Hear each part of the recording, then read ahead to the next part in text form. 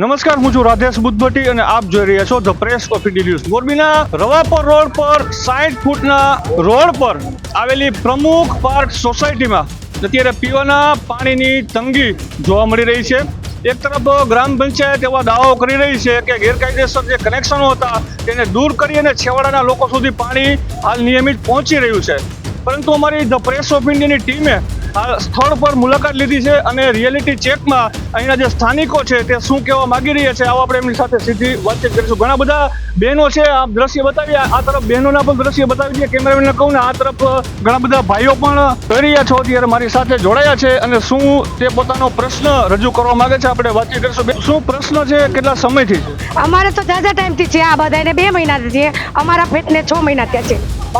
Balaji residency એમાં 6 મહિના થયા છે. અમે મહિને 50,000નું પાણી નાખી, 80,000નું પાણી નાખી. અમે 4 વાર તો પંચાયતે જઈએ એવા, 2 વાર અમે દુલા બાપાની ઓફિસે જઈએ. હજી કોઈ અમને જવાબ દીધો નથી. આનું શું કરવાનું છે એ અમારે જવાબ જોઈએ છે. નકર આ બધા ઢગલા કરી ગયા ને બુરી જાઓ. શું અમે વેરા નથી ભરતા? વેરો નથી મળતો? ન મળતો હોય તો નોટિસો આપો. વેરો તો ટાઈમે ટાઈમે તમે વેરો લઈ જાઓ છો, તો એ વેરો લેવા જ ન હોય. તમારે પાણી ન આપવું હોય તો મુખ્ય શું માગણી શું તમારી? પાણી જોઈએ, બીજું કાંઈ નહીં. પાણી જોઈએ અને 22 ફ્લેટને જોઈએ, એકને નહીં. પાણીના પ્રશ્નને લઈને લોકો અત્યારે જે હાલાકી ભોગવી રહ્યા છે આ લાઈવ તસવીરોમાં આપણે બતાવી રહ્યા છીએ. લોકોનો અવાજ સરકાર સુધી પહોંચાડવા માટે એક મીડિયાના માધ્યમથી અત્યારે જે પ્રયાસ કરી રહ્યા છે તેમાં ઘણા બધા જોઈ રહ્યા છો. સુકનમાં રહેવા આવેલા છીએ 2 મહિના થયા. તો 2 મહિનાની અંદર એક કાતરા પાણી દરરોજ 4,000નું નખાવી, બરોબર. હજી 12 જ જણા રહેવા એવા, નવો ફ્લેટ છે. વિચાર કરો, હિસાબ તમે કરી લ્યો, ગણિત તમારા ઉપર છોડ્યું, કેટલાનું પાણી થયું. હજી બધાએ આવી જાય રહેવા, બરોબર. જણને સવારે ધંધે જાવ, આખી રાત પાણી સાટું જાગે, બરોબર, તોય એક કોગરો પાણી આવતું નથી. એક ફ્લેટમાં 150 માણા રહેવા વાળા હોય, ગણતરી કરો તો કેટલું પાણી જોઈએ. તો એવા 22 ફ્લેટ છે. આ તો વિચારવું પડે ને કે છે નહીં પાણી, એટલે માંગણી કરી. કોઈ તમારા પાસે પૈસાની માંગણી નથી કરતા, ખાવાની માંગણી નથી કરતા. ખાલી નાવા ધોવા માટે અને છોકરાને સ્કૂલે ટાઈમે મોકલાવવા માટે પાણી તો જોઈને. પૈસા ન હોય તો હાલે, પાડોશીમાંથી લઈ આવી, પણ પાણી કોઈ આપે નહીં, તો એનું શું કરવું? આપને બતાવી રહ્યા છે કે સતત પાણીના ટેન્કર આ રોડ ઉપર ચાલી રહ્યા છે.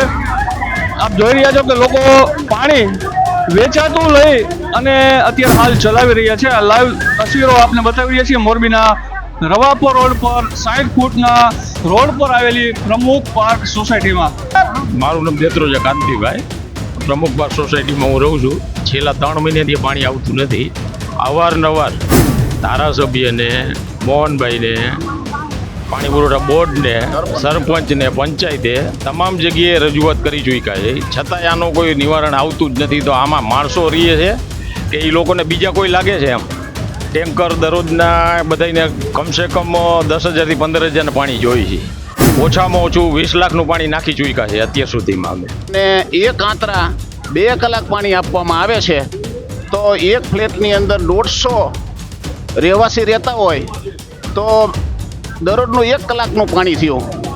તો એટલા સમય સુધી પાણી આવે તો ટેન્કર અમારી સોસાયટીની અંદર આ 1 મહિનામાં 20 લાખ રૂપિયાનું પાણી નાખ્યું છે. અમારી સોસાયટીના તમામ રહેવાસીઓએ પુરુષોત્તમ રૂપાલાને ખોબે ખોબે મત આપી અને દિલ્હી પહોંચાડી દીધા. તો અમારી પ્રશાસનને, સરકારને એક જ વિનંતી છે કે આ રવાપર ગોરડા ઉપર આવેલી સોસાયટીની અંદર આ પાણીનો પ્રશ્ન તાત્કાલિક ધોરણે નિવારણ કરવામાં આવે. તાત્કાલિક ધોરણે આ પ્રશ્નનું સમાધાન થાય તેવું લોકો ઈચ્છી રહ્યા છે. પણ આ જે ગ્રામ પંચાયત છે એ તો એવું સમાચારમાં બોલી રહ્યા છે કે જે ગેરકાયદેસર કનેક્શન હતા તેનું જોડાણ કાપી નાખતા હવે બધા લોકોને પાણી નિયમિત મળતું થઈ ગયું છે. આ વાતમાં કેટલી વાસ્તવિક? તદ્દન એ વાત ખોટી છે.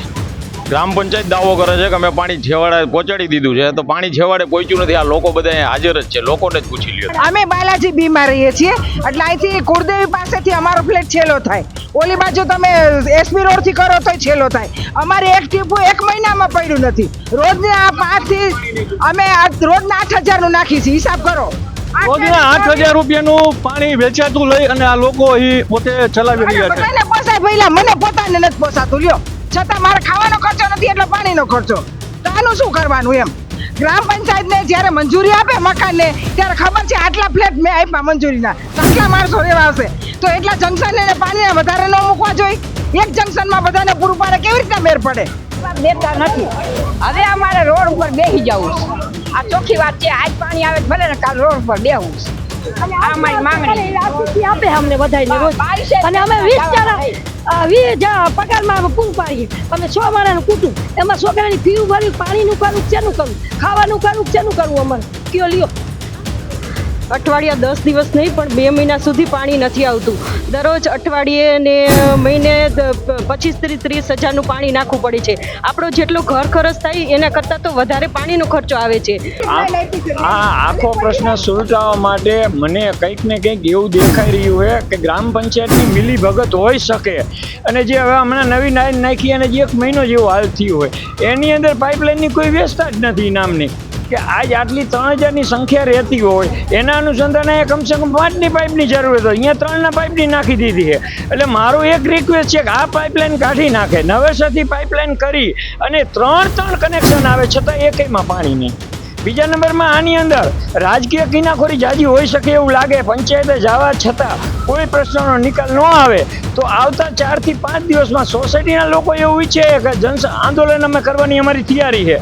અમે પંચાયતનો ઘેરાવ કરશું, ધારાસભ્યને અમે આવેદનપત્ર આપશું, કલેક્ટરને આવેદનપત્ર આપશું. એમ છતાંય નહીં આવે તો અનશન ઉપર ગાંધી સીધીના માર્ગે અમારે ફરજનો ભાગરૂપે ઉતરવાની જરૂર પડશે. ગાંધી ચિંધ્યા માર્ગે અનશન પર ઉતરવાની ચીમકી પણ અહીંના સ્થાનિક લોકો અત્યારે હાલ ઉચ્ચારી રહ્યા છે. ત્યારે આ એક આમ જોઈએ તો સીધી ચેતવણી પણ આપવામાં આવી રહી છે કે જો હવે થોડા સમયમાં પાણીનો પ્રશ્ન આ રવાપર રોડ પર આવેલા 60 ફૂટના રોડ પર આવેલી પ્રમુખ પાર્ક સોસાયટીમાં જો આ સમસ્યા હલ કરવામાં નહીં આવે તો આગળ જતા સમયમાં વધુને વધુ આંદોલનો ઉગ્ર કરવામાં આવશે. વધુ સમાચારો માટે જોડાયેલા રહો અમારી સાથે અને ખાસ જોતા રહો the press of India news.